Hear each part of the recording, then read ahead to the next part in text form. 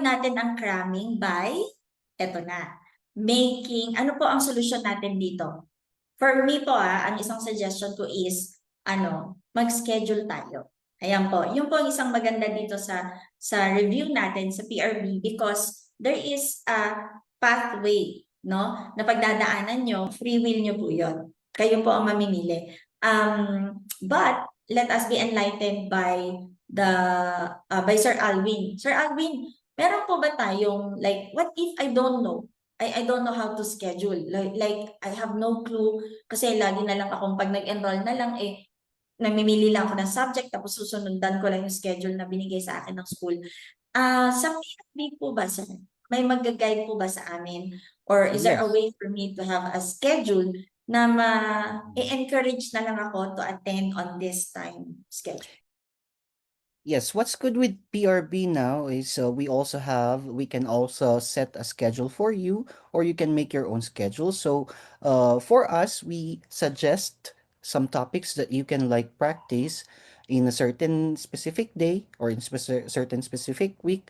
Tapos click mo lang yun. Then after that, you can have your daily challenge dose. And then maybe if you still have enough time, you can go with the mocks. So, ang daming features nung kwan. And what's good then is if you don't want the suggested schedule na nakalagay dito, you can make your own schedule. Din, kaya nga ang sinasabi dito is when you're preparing for the LET exam, mas effective ang focused studying kesa yung marathon stress studying cramming na gagawin mo. Very good. Yes. Basta, I think ang importante doon, Sir Alvin, no? Regardless of who's gonna make the schedule is the commitment. Yes, it's the commitment. Yes. Yes. And That's it's why not we a are trying. commitment. It's not a commitment you're making to PRB or with us, Yes, but it's a commitment you make to to yourself. yourself. Yes, to Okay. yourself. Ayan po. Sa PRB po, may plan po kami. We have like 4 months, 3 to 4 months to prepare for the license na makukuha natin sa September 2025. Okay, magiging top-notcher tayo or magiging passer tayo. So, dapat may strategy tayo. So, ang ginawa ng PRB is more focus muna tayo sa Gen Ed ng June. Tapos, um, Prof Ed tayo ng July. Then, August would be the majorship. Tapos, kung wala kayong majorship, this is already the time for you to like refresh ulit, review ulit. And then, September, yakang-yaka na kasi we already covered all of the subjects. And then, September, preparation, pang mock test final coaching na yung strategy natin dyan. So, yun yung laging dapat isipin. Dapat tayong may strategy. Ang maganda kasi dito sa PRB din, we will have the mock exams. It's just the same. You will have like 150 items tapos in 1.5 hour. Then after that, magsa-stop na yung exam, lalabas na yung results. Makikita kung ano yung rating mo. And then you're gonna go to the another set again and do the exams. So, yun po. Common mistake natin, wala tayong strategy pag nag-exam tayo. Dapat meron. Sir, question. Doon sa yung sinabi mong mock test, doon sa PRB app, makikita natin agad yung results after 1.5 hours. Tama po ba? Yes, makikita natin agad yung results pag mag-e-exam tayo after 1.5 hour. Makikita din natin ilan ang mistakes natin. Tapos makikita natin kung anong pwedeng weaknesses natin. Yes. So, sir, when you say weaknesses, yung result natin, like, masasabi nga, medyo mahina ka sa mathematics, mga ganyan. So, alam mo kung ano yung dapat mong tutukan? Yun po ba yung sinasabi niya? Yes, yun po yung maganda dun sa mock exams po natin, ma'am. Very good. Okay. So, napag-usapan na rin lang naman ang mock exam. So, let's go to the next mistake. Okay, no? Common mistakes ng mga nagre-review for the boards. Okay.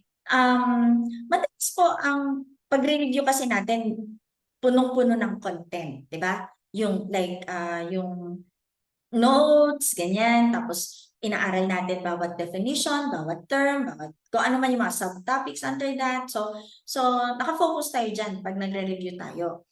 However, kung minsan yung mga iba, hindi na po sila nagpa-practice. So, napaka-importante nito yung practice. Practice ng ano. Okay, so kung like for PRB, okay, mamaya explain ulit ni Sir Alvin, no? Ano yung mga forms ng practice natin dito? Kasi guys, it's not enough, it's not enough na nag-memorize ka. It's not enough na sinamarize mo yung topic. Hindi rin enough na binasa mo yung libro. Okay, kailangan, para ma-assure natin na nailagay mo sa utak mo itong mga to, meron tayong test. Okay, now doon sa test, kailangan mo mag-practice, mag-take ng mga test in relation to these topics na naaral mo na. Okay? So, ano ba to? Para malaman kung, nakalimutan ko yun. Or, naalala ko pa yun. Okay, so, wag mong hintayin yung actual board para doon mo lang malaman kung ano yung mga na-retain sa utak mo at kung ano yung mga nakalimutan mo na.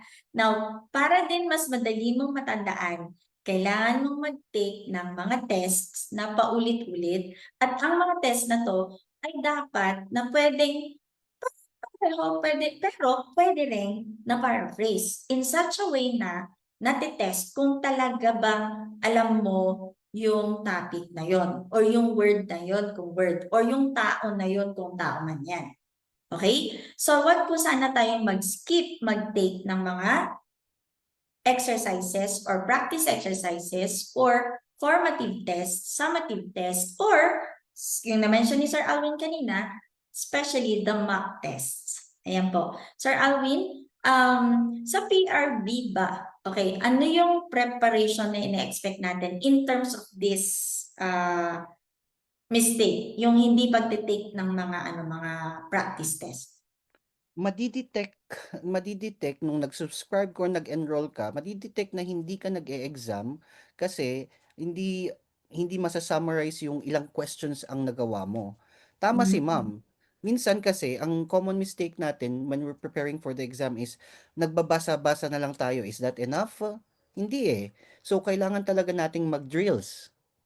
So, when we do the drills, that's the only way we can like really practice the test-taking strategies na natutunan natin. It's not just like the knowledge, the content. Kasi malay mo, iba pala yung phrasing nung content. Tapos, na-memorize ka lang, nag-easy recall ka lang. Dapat Yes. alam mo din kung paano ka mag-analyze ng questions, paano mo hanapin ang mga keywords, tsaka yung mga context clue para mas madali ang, I mean to say, mas higher ang chances na pumasa, makakuha ng lisensya. At yung sa tanong ni ma'am, dapat magma-mock test ka kasi parang may 10 sets of mock test ng GenEd, makikita mo yung growth mo. Like, for example, kasi it will also like help you parang makuha yung pressure, ano bang tawag dun sa ma-handle mo yung pressure, tsaka yung ma-manage mo yung time when you're taking the test. That's why yung mock test namin is timed. So 150 items na Gen Ed questions, that's set 1. Tapos after that, makikita mo na agad yung results. Flash sa dyan sa performance mo. Tapos makikita mo na, oh, it's 74 lang. That means to say na I'll try again my best and then go with the set 2 of the mock test. You will encounter some questions na lumabas sa question number 1. You would know the answer na. Then, after that, pwedeng you would learn more from it. Yun po, ma'am. Yes, sir. Sir, That's very right. okay. Sir, Yes. bali, tama po ba yun na ang sabihin natin is practice makes perfect? Ganun po ba yun, sir? Yes, sir. Exactly. Tama Eh, yun, Sir Frank. correct. Yes. But it Okay. should be active practice kasi ito naman yung minsan click click click click click click lang tayo. Hindi naman yun yung gusto namin when it comes to like using this app. Kasi this is like designed na ginagamit din ng mga international students namin. And ang problem dito is they are students, they are young, they just like click click click click click. But for us, we are future educators. So that means to say that when we're doing our test with our phones or with our devices, we click and we have like notes where we can like get the important details, yung hindi natin alam, ganito pala yun. So when we read the rationale, sometimes din kasi pala, isang common mistake natin is we just like take the test, take the test, take the test. We Mhm. also don't consider the rationale, Mhm. which is also very important. Maganda po yung nasabi ni Sir Alwin, yung sinabi niya na ano to, yung may mga tao na nagki-click lang pero hindi iniintindi kung bakit mali at Aha. na-explain ang sabi nga ni Sir Alwin na yung rational na naipapakita kung bakit ka nagkamali or bakit tama ang sagot mo. So naipa-process, mas naiintindihan mo lalo, mas may terms na retention. In relation to practicing, na-mention na rin po ni Sir Alvin earlier, yung about sa time. Now, so, pag ako'y nag-practice, I make sure na within that time ako makasagot. Hindi po pwede na sinasagot ko lang, uy, na-perfect ko, so okay na ako, pero ang tagal pala. Gets nyo? Okay? So, may pagkakaiba doon. So, Sir Frank, speaking about practice, tama po yung sinabi mo na practice makes perfect. Okay, we practice, practice, practice, but we don't only practice answering the questions, sabi ni Sir Alvin, the strategy, how to apply the techniques like elimination, ano tawag nito, mga ganun, no? Hindi lang po yun. Pati yung oras, yung time limit, which is very, very good in PRB kasi yung mga activities ninyo are all timed to, ano, is designed to train you, ayun, to prepare you for the speed na kailangan para hindi lang po tama ang sagot, kundi pasok sa time. Ayan po. Sir Alvin? Yeah. Yes. So actually yung PRB is also like inspired by me and Ma'am Meng. Naging PRB, naging review body kami nung 2017. And now, isang common mistake natin is kailangan mag-focus ako, kailangan mag-isa ko lang, kailangan silent all the time. Kailangan mag-review ako alone kasi mas makaka-concentrate ako. Yes, totoo naman 'yan. Pero it's not advisable for you to like just do it on your own. Mm. Kaya nga we have this concept na may kabady ka when it comes to review para may kabatuhan ka when it comes to debating yung sa rational, right? Mhm. That's Yes. where you can like uh uy, when you take the test, maaalala mo, napag-usapan pala namin to ni Ma'am Meng. So, ito Mhm. yung na-research namin, napag-usapan namin. Tapos, I also, like, I learned from my body na ganito pala itong topic na to. Hindi ko siya na-review mag-isa. So, buti na lang nakausap ko during the break time.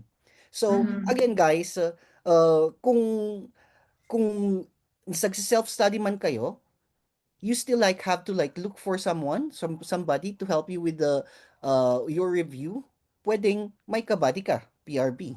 Yes, that's why we are having these live sessions. You can like type in like may na encounter akong question, hindi ko alam kung tama yung sagot ko, ano yung sagot Mhm. niyo ata dito. You can just like send message tapos we can like try to coach help you with your preparations po. So just like connecting ulit sa sinabi ni Ma'am from the experience, again, ang common mistake is dapat mag-isa mo lang mag-prepare. Kailangan magtahimik. Hindi. I think much better kung may kabatuhan ka, may kabady ka when it comes to review. Mhm. Yun po. So yeah, napakaganda po na if you have friends na naka-enroll din po with PRB, maganda na pag-usapan yung dalawa yung, uy, nagawa mo na ba yung, kunwari, yung test tungkol dito? Okay, so ano masasabi mo? Or parang bakit ganito? Bakit ganon? Or ganon, no? So at least, hindi lang po yung app ng PRB ang pwede yung gamitin, kabatuhan nyo. Pero pwede rin po kung may mga classmates kayo na kasama nyo mag-enroll or magsa-subscribe with PRB, then you can work together as a team para mas hindi lang masaya, Okay? Hindi lang exciting, pero mas enriched yung experience nyo with the review, the let review, or in preparation for your board exam. Alright, so siguro for now, sir, ang last na lang po siguro na anong tawag nito? Mistake, no, na gusto kong i-emphasize would be, alam niyo yung pag nagre-review tayo, yung nandun lahat sa harap natin yung mga libro, yung mga materials, or Mhm. like the app. The app, when you open it, sir, may question. Okay, may question. Kasi kung minsan, di ba, imagine mo, pag nakita mo yung materials mo, ang dami. Yung libro mo, ang dami. Tapos alam mo yung parang feeling na na-overwhelm ka na kasi, hala, ang dami ko pang aaralin, ang dami ko pa re-reviewin. So, ano nangyari? Nagkakaroon ka ng anxiety na Yes. instead of like moving on or finishing a little part of your review at a time, you get stuck with the anxiety or looking at all the notes and the books and the topics that you have to read, and then you're not finishing anything. So how is that in PRP with the app? Does it solve that Yes. possible anxiety?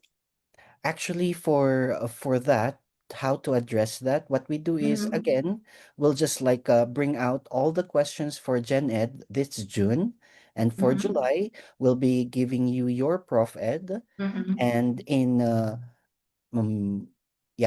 August, it would be your majorship. So Mhm. you would not be overwhelmed. You can only have like one subject to focus in a month, Mhm. and we still have like enough month. There's one more month for you to redo the revisions. For PRB. Ang maganda kasi dito sa app na to na nagawa natin is nandito lang sa ating phone. So at your phone at your own convenience. So madali kang gumawa ng schedule mo. So halimbawa, maraming hindi lang may mga estudyante na may maraming free time, at may mga tao rin na napaka-busy. So ito maganda yung time management, lalo na yung mga isipin mo pwede ka mag-review sa nasa kwan ka, nasa jeep ka, nasa traffic ka, Mhm. nasa waiting ka ng halimbawa, nasa opisina ka, nagwe-wait ka sa isang linya ng kung ano, ng mga documents na kailangan mong gawin, Mhm. nandito lang. So you can make your schedule as easy as it is. Tas yung isa is ano to? Prepare for physical and physiological aspects nung kung ano yung environment mo, kung saan ka mag-aaral. Yes. Ayun, okay. Ayun po, no? Kasi kung minsan yung mga nagre-review parang, uy, may binigay na reviewer yung ate o yung pinsan, Oo. you know, this possibilities. Or pumunta siya sa National Bookstore, may nakita siyang libro ng review center Mm-mm. na ito or ng ano, and then, you know, you have all of these review materials on your desk or in your shelf, and you're looking at them, and then you're like, oh my gosh, ang dami ko pang babasahin. Alam mo yung ganun na tipo Yes. na nangyayari is instead na natatapos mo sila, you're just Mm-mm. getting overwhelmed by this anxiety. Yes. All right. You're right. Okay.